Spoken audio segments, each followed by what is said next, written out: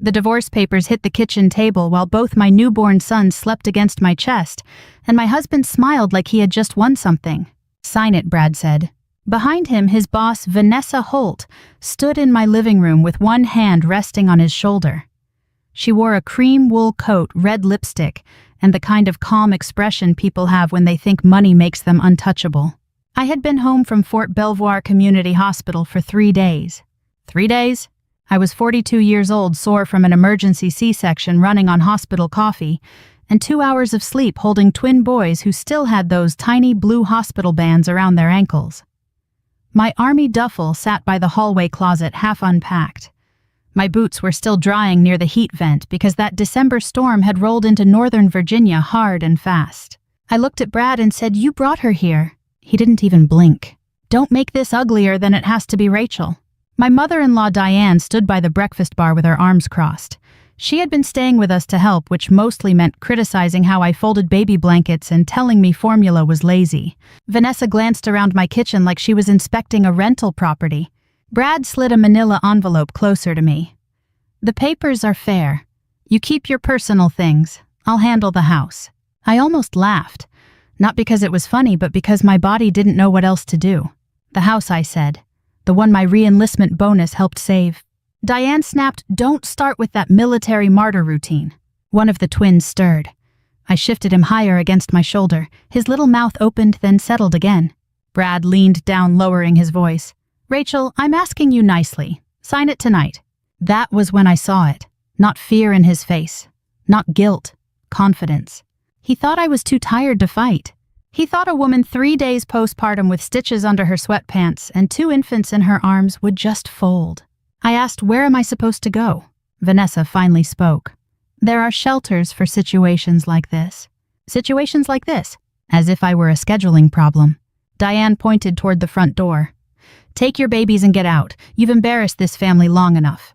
The wind hit the window so hard the glass rattled. For a second I looked at the Christmas stockings still hanging over the fireplace. Mine said Rachel. Brad said Dad, even though he had not changed one diaper since we came home. I didn't sign. I didn't scream. I picked up the diaper bag, tucked both boys inside my coat as best I could, and walked out into the snow. By the time I reached my old Ford Escape, my hands were shaking so badly I dropped the keys twice. But before I started the engine, I made one call. Not to the police. Not to Brad. To my commanding officer. The heater in my old Ford Escape coughed warm air that barely reached my feet. Snow kept piling onto the windshield faster than the wipers could clear it. Both babies had started crying now, that desperate newborn cry that makes your heart race because you know they don't understand cold or fear. They only know they're hungry. My phone rang before I even backed out of the driveway. "Captain Rachel Carter." "Yes, sir." It was Colonel James Whitaker, my battalion commander. "I just got your message. Where are you?" I looked back at my little brick house in Alexandria. Brad had already closed the front door. The porch light went off. "I'm leaving home." There was a pause. Then he asked quietly, "Are you and the babies safe?" Nobody had asked me that all evening. I swallowed hard. "I think so." "You think so isn't good enough." Those words broke something inside me. For the first time since Brad walked in with Vanessa, I started crying. Not loud, just silent tears rolling down my face while I tried not to wake the twins even more than they already were. Colonel Whitaker let me cry. He didn't interrupt. After nearly a minute, he finally said, "Listen carefully. Drive to Walter Reed's Fisher house. I'll make a phone call before you get there. I can't ask the Army for—" "This isn't charity, Captain. You served 21 years. Let us take care of one of our own." 21 years. Afghanistan. Kuwait. Countless birthdays spent overseas, missing my mother's funeral because my unit couldn't rotate home. I had never asked the Army for anything except another assignment. Now I needed somewhere warm to sleep. 40 minutes later, a volunteer named Martha met me at the door. She looked to be in her late 60s, wearing fuzzy slippers under her winter coat. "Oh, sweetheart," she said when she saw the babies. She didn't ask questions. She simply opened the door wider. "Let's get those little boys warm. Sometimes kindness is loud. Sometimes it sounds like someone heating a bottle while another person unfolds a clean blanket. That night, kindness sounded like Martha saying, 'I already made chicken soup. Would you like some?' I hadn't eaten since breakfast. I nearly laughed. 'I'd love some.' The next morning, reality arrived. My checking account had exactly $1,842. The mortgage payment was due in 12 days. Brad had canceled my access to our joint credit card before midnight. I found out when I tried buying diapers online. Card declined. Again. I stared at the screen. He planned this. Martha looked over my shoulder. Men like that usually do. By noon, my phone buzzed. It was a text from Brad. Have your attorney contact mine. Nothing about the babies. Nothing asking where we were. Nothing asking if we'd made it safely through the snowstorm. 5 minutes later, another message appeared. Don't make this difficult. Vanessa and I are moving forward. Vanessa and I. Not even 24 hours. I deleted both messages. Later that afternoon, I met with a legal assistance attorney on base. Major Elena Brooks listened without interrupting. When I finished, she leaned back in her chair. Rachel, who paid the down payment on the house. My parents. And whose name is on the original deed? My father and me. She smiled. Amazing. What? I don't think your husband understands what he just did. For the first time since leaving that house, I felt something other than grief. It wasn't happiness. It wasn't revenge. It was curiosity. Major Brooks opened a folder. I think we need to pull every financial record your husband has touched over the last 5 years. I frowned. Why? She looked me straight in the eye. Because men who think they've already won usually get careless. And something told me Brad had been careless for a very long time. I spent the next week learning something I wish no woman ever has to learn. Leaving a bad marriage is emotional. Untangling one is business. Every morning at 6, I fed the twins, bundled them into their stroller, and walked the quiet sidewalks around the Fisher house while snow crunched beneath my boots. The cold air helped clear my head. The babies usually fell asleep after 10 minutes, giving me enough peace to think. When they slept, I gathered paperwork, mortgage records, tax returns, insurance policies, bank statements. By the 4th day, my dining table at the Fisher house looked more like an evidence room than a place to eat. Major Elena Brooks came by after work carrying 2 coffees and a yellow legal pad. You've been busy, she said. I couldn't sleep. She smiled knowingly. Most people cry after a divorce. I did that already. She looked over the documents. Then her smile disappeared. Rachel, did you know Brad refinanced the house last year? I looked up. What? He took out a home equity loan. I never signed anything. She turned one document toward me. According to this, you did. I stared at the signature. It looked like mine. Almost. Same slant. Same initials. Same flourish under the last name. But it wasn't mine. I had signed military deployment paperwork thousands of times during my career. I knew my own handwriting better than anyone. Someone had practiced it. Major Brooks quietly said, "This may be forgery." For a moment, I couldn't breathe. The house wasn't just a home. It had belonged to my parents before they retired to Tennessee. When Brad and I married, Dad agreed to transfer ownership to me because he wanted the twins one day to grow up where I had. Brad had borrowed nearly $300,000 against it. Without telling me, "Where did the money go?" I whispered. That's our next question. 2 days later, the answer started appearing. Not from the bank. From Facebook. One of Brad's co-workers posted photos from a company holiday party. Vanessa stood beside him wearing diamond earrings I'd never seen before. The caption read, "Celebrating another record-breaking year." Someone commented, "Love your new beach house." Beach house. Brad and I had never owned a beach house. I clicked Vanessa's profile. There it was. A photo of her standing on a deck overlooking the Chesapeake Bay. Behind her was Brad, his arm around her waist. Date posted. 8 months earlier. 8 months. I looked down at the twins sleeping beside me. That meant he'd already been seeing her while we were choosing baby names. While we painted the nursery. While he held my hand during prenatal appointments. I closed the laptop. Not because I was angry. Because suddenly everything made sense. That evening my father called. "How are my grandsons?" "They're eating nonstop. They sound healthy." "They are." There was a long silence before he asked, "And you?" I almost lied. Instead, I told him everything.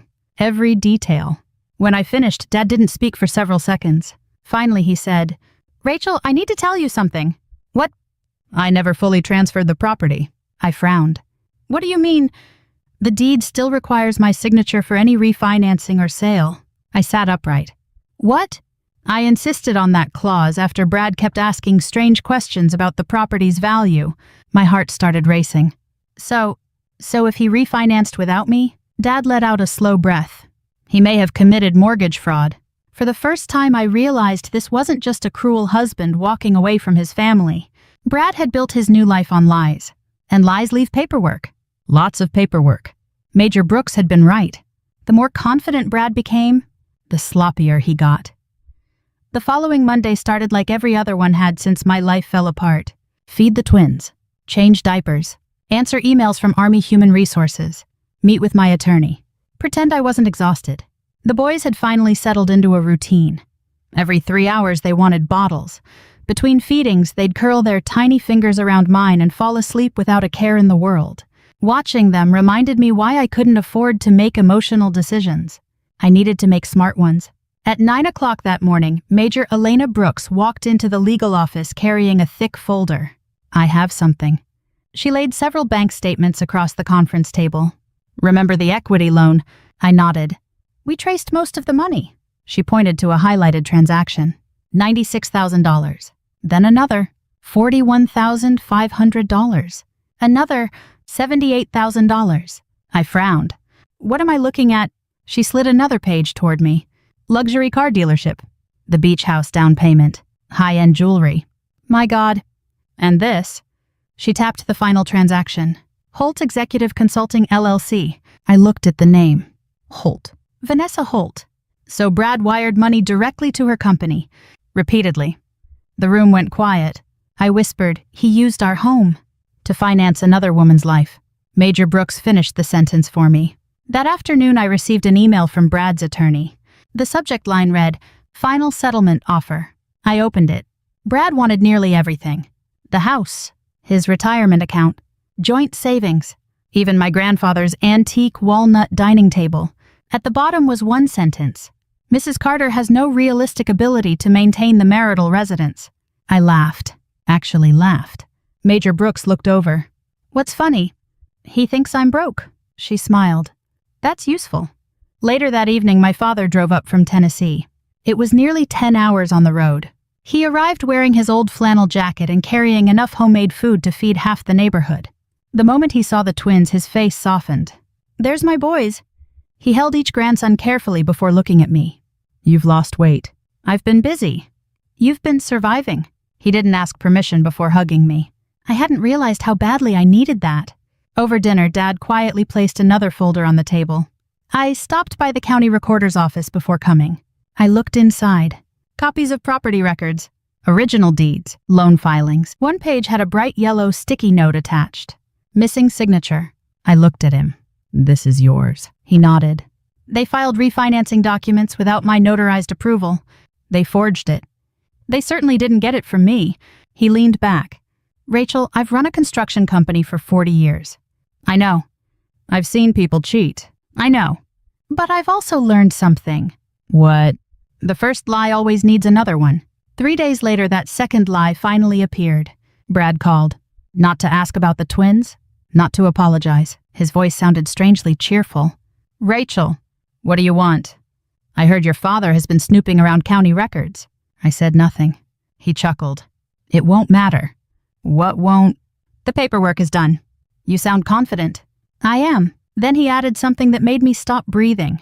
Oh, and don't expect anyone at Channel 7 to answer your calls anymore. My stomach tightened. What are you talking about? I know you've been interviewing there. Only 3 people knew I'd recently applied for the civilian public affairs position at Washington's Channel 7 News after my upcoming retirement from active duty. Me, the station manager, and Vanessa. Her consulting company handled corporate media partnerships. Brad hadn't just stolen my house. He was trying to destroy the career I'd spent 21 years building. I ended the call without another word. Then I picked up my phone again. This time I wasn't calling my lawyer. I was calling someone who owed me a favor from 15 years ago. Someone working inside Channel 7. And for the first time, I finally had a plan. The next morning I stood outside Fisher House with a cup of coffee that had already gone cold. The twins were asleep inside. For once the world felt quiet. Then my phone buzzed. Rachel Carter. The voice was familiar even after all these years. Linda Morales laughed. I was wondering if you'd recognize me. We had worked together in Afghanistan in 2010. Back then, she was an Army public affairs specialist. After leaving the service, she'd built an award-winning career in television journalism and was now the news director at WJL-ATV Channel 7 in Washington. She had also been one of the 3 people who knew I'd interviewed for a civilian communications position. "I'm glad you called," she said. I almost didn't.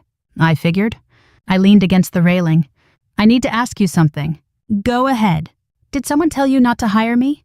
There was a long silence. Finally, she answered. "Yes." My stomach dropped. "Who?" "A woman named Vanessa Holt." I closed my eyes. Linda continued. "She said you were emotionally unstable after giving birth. She claimed you had anger issues and weren't fit for a newsroom." I laughed once. Not because it was funny, because the lie was so unbelievable. I've never even met her. "I know." "You knew." "I checked your military record before I listened to anyone else." She paused. 21 years of exemplary service. Multiple commendations, a Bronze Star, a Meritorious Service Medal, 0 disciplinary actions. Then she said something I'll never forget. "Rachel, people don't build that kind of reputation overnight." Tears filled my eyes. "They build it over a lifetime." That afternoon, Linda invited me to the station. Not for another interview, just to talk. Martha happily volunteered to watch the twins for 2 hours. "You go," she said, waving me toward the door. "You deserve adult conversation." Channel 7 looked exactly the way I remembered. Bright lights, busy hallways, people carrying cameras and coffee at the same time. Linda met me near the newsroom. She hugged me before saying a word. "You look tired." "I have 1-month-old twins," she laughed. "Fair point." We spent nearly an hour talking, not about television, about integrity, about public service, about what happens when decent people stay silent while dishonest ones get louder. Finally, she opened a folder. "Rachel?" Inside was my employment application. "I never rejected you." "You didn't." "I put your file on hold because Vanessa insisted I should." She leaned forward. "Then something strange happened." "What?" She kept calling. "How many times?" "5. 5, trying to convince me not to hire someone she'd supposedly never met." Linda smiled. That raised every alarm bell I have. Before I left, she stopped me. "One more thing." She handed me a business card. "The station is launching a new weekly segment honoring veterans making a difference after military service." I looked at her. "We'd like you to be our first guest." I blinked. "I haven't done anything," she smiled. "You served your country. You survived betrayal. And now you're raising newborn twins by yourself. Trust me. Our viewers would rather hear from someone real than another politician." For a moment I couldn't speak. Then I quietly asked, "When would it air?" Linda glanced at her calendar. "The 2nd Saturday in March. Exactly 4 months after Brad threw me out." Driving back, I wasn't thinking about television. I was thinking about timing. Brad had spent months trying to destroy my credibility before I ever knew there was a fight. Now, without realizing it, he had handed me something far more valuable than revenge, a chance for the truth to reach thousands of people. And unlike lies, the truth doesn't need perfect timing. It just needs a microphone. The morning of the interview started at 4:45 a.m., not because I had to be at the television station early, because one of the twins decided that 4:45 was breakfast time. His brother agreed. By 6 o'clock, both boys were fed, changed, and somehow wearing matching blue sweaters Martha had knitted for them. She stood in the kitchen, smiling proudly. "They look like little Navy recruits." "They're Army babies," I corrected with a grin. She laughed. "I suppose I'll forgive them." For the first time in months, I found myself laughing without forcing it. Channel 7 sent a driver. When we arrived in Arlington, Linda was waiting in the lobby. "You ready?" "I've briefed generals before." She smiled. "And I've never been this nervous." The interview wasn't what I expected. Nobody asked about Brad. Nobody asked about Vanessa. Nobody mentioned the divorce. Instead, the host Michael Reeves leaned forward and asked, "What kept you serving for 21 years?" I thought about it, then answered honestly, "People, my soldiers, my country, and believing that when someone beside you falls, you don't leave them behind." Michael nodded. "Is that why you chose to adopt 2 retired military working dogs after your deployment?" I smiled. "They rescued me more than I rescued them." The crew chuckled. The conversation stayed simple. Military life, late-in-life motherhood, finding purpose after service. When the twins fussed halfway through the interview, Michael smiled into the camera. "Well, I'd say they're ready for lunch." Everyone laughed. Nothing felt staged. Nothing felt dramatic. Just real. When filming ended, Linda walked me toward the parking garage. "You never mentioned your husband." "I wasn't here to." She stopped walking. "You know when Vanessa kept calling me?" I looked over. I honestly expected someone bitter. "And I met someone graceful." I shrugged. "Being angry is exhausting," she smiled. "It also makes terrible television." That Saturday morning, Martha insisted on making pancakes. Dad had driven back up the night before. We all crowded into the small living room. The twins slept through the entire thing. Typical. At exactly 9 o'clock, the program began. The opening showed photos from my Army career. Training at Fort Benning. A deployment ceremony. A muddy field exercise where everyone looked 20 years younger. Then the camera cut to me holding my sons. Michael's voice filled the room. Captain Rachel Carter thought her toughest battles were overseas. She never imagined the hardest one would begin after coming home. I hadn't expected that line. Dad quietly reached over and squeezed my shoulder. Across town in a large modern house overlooking the Potomac, Brad sat in his living room drinking coffee. Vanessa walked in carrying her laptop. "What are you watching?" He shrugged. "Nothing." Then the screen changed. My face appeared. Brad nearly dropped his mug. "What?" The host smiled warmly. "Today we're honoring Army Captain Rachel Carter." Brad leaned forward. Vanessa froze. The camera showed me holding our twins, then photos from my military career, then footage of volunteers at Fisher House. Nothing about the divorce. Nothing about betrayal. Just the truth. Vanessa slowly whispered, "Why is she on television?" Brad didn't answer. Because he couldn't. The interview ended with Michael saying, "Sometimes the strongest people aren't the loudest. Sometimes they're simply the ones who keep showing up." My phone started vibrating before the credits finished. Text after text. Old Army friends. Former neighbors. People I hadn't spoken to in years. One message simply read, "I had no idea what happened. We're with you." Then another. "Rachel, call me. I think I know something about Brad's finances." I stared at the sender. It was Brad's former accountant. And suddenly, the story wasn't over. It was just getting started. I called the number before I could talk myself out of it. The man answered on the second ring. "Rachel? Tama?" It's been a long time. Tom Bennett had been Brad's accountant for nearly 7 years.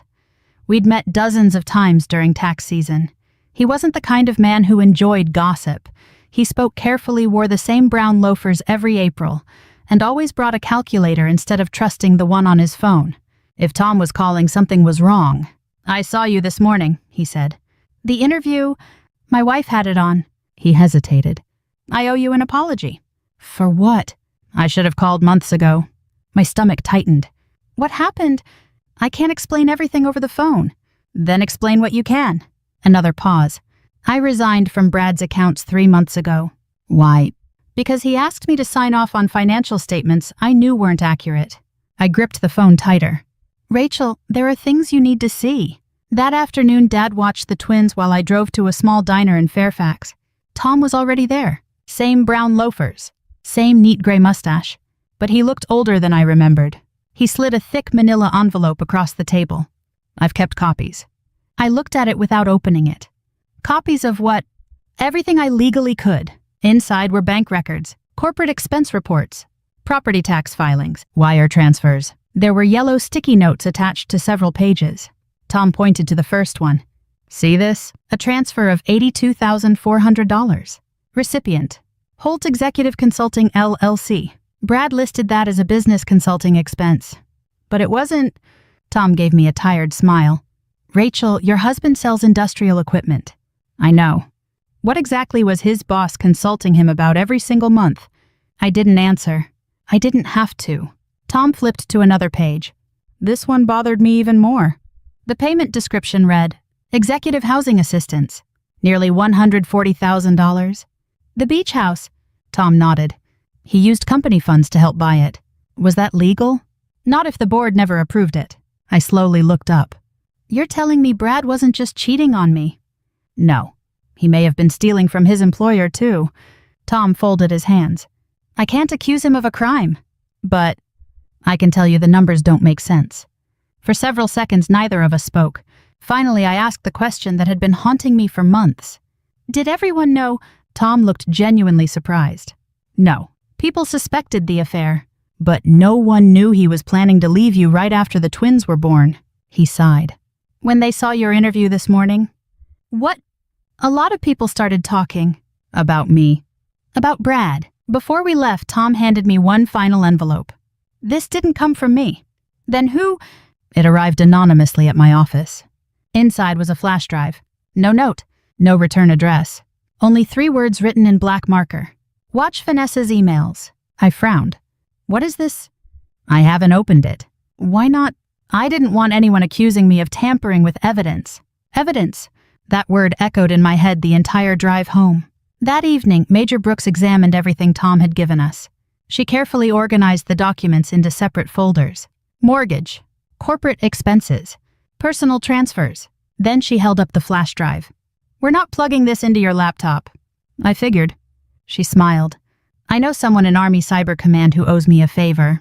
An hour later, the drive was in professional hands. We sat in silence, waiting for the results. Finally, the phone rang. Major Brooks listened without speaking. Then she slowly looked at me. What? She lowered the phone. The drive contains hundreds of emails. I waited. They're between Vanessa and someone on the company's board of directors. My heart skipped. Brad? She shook her head. No. It's someone much higher. I didn't sleep that night. Not because the twins were fussy. They actually gave me almost 4 uninterrupted hours, which felt like a miracle. I couldn't sleep because I kept thinking about one sentence. Someone much higher. At 8 the next morning, Major Brooks called. They finished reviewing the drive. I'm on my way. The cybersecurity office occupied a plain brick building at Fort Meade. Nothing about it looked dramatic. Fluorescent lights, gray carpet, government-issued desks. A civilian analyst named Kevin greeted us. The chain of custody is documented, he said. Everything we found is preserved. He projected the emails onto a large monitor. Hundreds of messages. Most were ordinary. Meeting schedules, budget approvals, travel plans. Then Kevin opened one thread. My stomach tightened. The sender was Vanessa. The recipient wasn't Brad. It was Richard Langford, chairman of the board. One email read, Brad will do whatever I tell him. He's desperate for the promotion. Another said, once his divorce is finalized, there won't be anything tying him down. I felt sick. Major Brooks remained calm. Keep going. Kevin clicked another message. This one attached financial projections. Vanessa had written, after the refinancing goes through, he'll have enough liquidity to invest in the Chesapeake project. I frowned. The refinancing, Kevin nodded. They were talking about your house. The room went quiet. I wasn't just looking at an affair anymore. I was looking at a plan. A very expensive one. Kevin pulled up another file. There are deleted emails. Can you recover them? We already did. He opened one. Richard Langford had written, make sure Rachel signs quickly. We don't need unnecessary complications. I stared at the screen. He knew about me. Major Brooks answered softly. He knew enough. Driving home, I kept replaying those words. We don't need unnecessary complications. That was me, not Rachel. Not Captain Carter. Not a wife. Not a mother. A complication. Oddly enough, hearing that made me stop feeling sorry for myself. Because once someone reduces you to an obstacle, you stop worrying about disappointing them. That afternoon, my phone rang again. It was Linda from Channel 7. You've become surprisingly popular. What happened? Our interview has nearly 1 million online views. 1 million. And we've received dozens of emails from veterans. She hesitated. One stood out. Why? It's from someone who worked at Brad's company. What did they say? Linda opened the email. They claim employees have been pressured to falsify expense reports for years. I leaned forward. Did they give a name? No. But they attached payroll records. By now I had mortgage documents, wire transfers, corporate expenses, recovered emails, anonymous payroll records. The puzzle pieces were finally fitting together. But I still had one problem. None of it mattered unless the people in charge were willing to listen. 2 days later, that opportunity arrived. Tom called. The company's annual shareholder meeting is Friday. So, the board has to answer questions publicly. I don't own stock. You do. I don't. You inherited 50 voting shares from your grandfather when the company went public. I blinked. I forgot. Brad was counting on that. I laughed for the first time in weeks. He forgot too. Friday morning, I put on my Army service uniform. Not because I wanted attention, Because after 21 years it reminded me who I was before Brad convinced me I wasn't enough. Dad held one of the twins while I adjusted my jacket. You nervous? Terrified. He smiled. Good. Good. Courage isn't walking in without fear. It's walking in anyway. I kissed both boys on the forehead. Then I drove toward downtown Washington. For the first time since that snowy December afternoon, I wasn't walking away from something. I was walking toward it. The headquarters of Holt Industrial Systems sat just 3 blocks from the White House, a 20-story glass building I'd visited exactly twice during my marriage. Both times Brad had asked me not to wear my uniform. People here don't really understand military culture, he'd said. Standing in the lobby that Friday morning, I realized what he had really meant. He didn't want anyone comparing our lives. The receptionist looked up. Good morning. I smiled. I'm Rachel Carter. I'm here for the annual shareholders meeting. She searched the list. I don't see your name. Tom had warned me this might happen. I quietly slid my stock certificate across the counter. I believe these voting shares qualify me. Her expression changed immediately. One moment, ma'am. 5 minutes later, I walked into the boardroom. Nearly 80 shareholders filled the seats. Coffee cups, legal pads, expensive suits. At the front sat Richard Langford. Beside him, Vanessa. Brad. The moment Brad looked up, all the color drained from his face. He whispered something to Vanessa. She turned. Our eyes met. For just a second, she looked exactly the way I had looked months earlier. Completely unprepared. Richard cleared his throat. The meeting will now begin. Financial reports came first. Revenue, expansion plans, quarterly profits. I listened quietly. Tom sat 3 rows behind me. He never looked in my direction. Exactly as we had agreed. Then Richard announced, "We'll now take questions from shareholders." My hand went up. The room fell silent. Richard forced a smile. Yes, Ms. Carter. I stood. My question concerns executive expenses. Brad stared at the floor. Richard answered smoothly. Our financial statements have been independently reviewed. I'm sure they have. I picked up the first folder. Can someone explain why company funds paid over $100,000 toward executive housing connected to Holt Executive Consulting? Vanessa's smile disappeared. Richard adjusted his glasses. I'm not familiar with the transaction. I thought you might say that. I held up another document. This transfer bears your approval. Murmurs spread across the room. Richard glanced toward the company's chief financial officer. The CFO slowly shook his head. He hadn't seen these documents before. I continued. Next question. I placed another page on the projector. This wire transfer lists consulting fees paid monthly to Ms. Vanessa Holt. Vanessa finally spoke. My company provided legitimate services. I nodded. Wonderful. Then I'm sure you can explain why those same payments coincided with personal purchases made by Mr. Brad Carter. Brad stood abruptly. This is ridiculous. No, I said calmly. This is accounting. A few people laughed.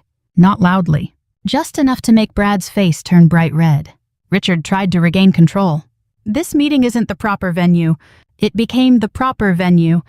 I interrupted the moment company money started funding private relationships. The room erupted into whispers. Someone near the back quietly said, Is this true? Another shareholder raised his hand. I'd like those documents entered into the record. Then another voice. So would I. Within seconds, nearly half the room had their hands raised. Richard's confident smile was gone. Brad suddenly turned toward me. You planned this. I looked at him for a long moment. No, you planned it. You lied. You forged signatures. You borrowed against my family's home. You abandoned your newborn sons. You tried to destroy my career. I took a slow breath. All I did was tell the truth. No one applauded. That made the moment even more powerful, because silence can be louder than clapping. The chairman of the audit committee stood. I moved that this meeting be suspended pending an independent forensic investigation. Another director immediately seconded the motion. It passed unanimously. Security quietly approached Richard, then Brad, then Vanessa. As I walked toward the exit, I heard Brad call my name. Rachel. I didn't turn around. The last time I'd walked away from him, I had been carrying 2 newborn babies into a snowstorm. This time, I walked into warm spring sunshine, and I never looked back. 3 months later, I received a thick envelope from the U.S. Attorney's Office. I didn't open it right away. The twins, Ethan and Noah, had just learned to crawl, and at that moment they seemed far more interested in chasing each other across my father's living room than anything inside a government envelope. Dad laughed as Noah grabbed the family dog's tail. "Looks like we've got another troublemaker." "I think we have two," I said. Life had become surprisingly ordinary, and after everything we'd lived through, ordinary felt like a gift. The investigation had taken nearly 4 months. Forensic accountants combed through years of financial records. The company's board hired an independent law firm. The county opened its own inquiry into the forged mortgage documents. One lie had led investigators to another, then another. Just like Dad predicted, Brad hadn't acted alone. Richard Langford resigned before the investigation was complete. Vanessa's consulting contracts were terminated within days. The company announced sweeping governance reforms and new financial oversight policies. As for Brad, he lost his executive position before spring was over. Several civil lawsuits followed. The mortgage refinancing was declared invalid because of the forged signatures, and the house legally reverted to the original ownership structure. Dad and I decided to sell it rather than keep a place filled with painful memories. We split the proceeds exactly as we'd always planned. The twins' college fund came first. A week later, my attorney called. "The divorce is final." I waited. "That's it," she laughed. "Rachel, after everything we've been through, yes. No dramatic courtroom speech. No last-minute confession. No shouting. Just one sentence ending a marriage that should have ended long before it did." I thanked her and hung up. Then I sat on the porch with a cup of coffee while the boys napped inside. The silence felt different now. Not lonely. Peaceful. About a month after that, I was officially hired by Channel 7 as Director of Community and Veteran Outreach. It wasn't an on-air job. I didn't want to be famous. I wanted to help veterans tell their stories, connect military families with local resources, and remind people that service doesn't end when the uniform comes off. Every Thursday I visited Fisher House. Not because I had to, because I remembered exactly what it felt like to arrive there with 2 frightened newborns and nowhere else to go. Martha still volunteered every Tuesday. When she saw the boys running toward her now, she always pretended to be surprised. "My goodness," she'd say. "Who are these handsome little gentlemen?" The twins would giggle every single time. One afternoon, Linda asked me a question during lunch. "If you could say one thing to Brad today, what would it be?" I thought about it for a long time. Finally, I answered, "Nothing." She smiled. "No." I shook my head. He already lost everything that mattered. The truth did that. I didn't. Sometimes people ask whether revenge really brings peace. My answer is always the same.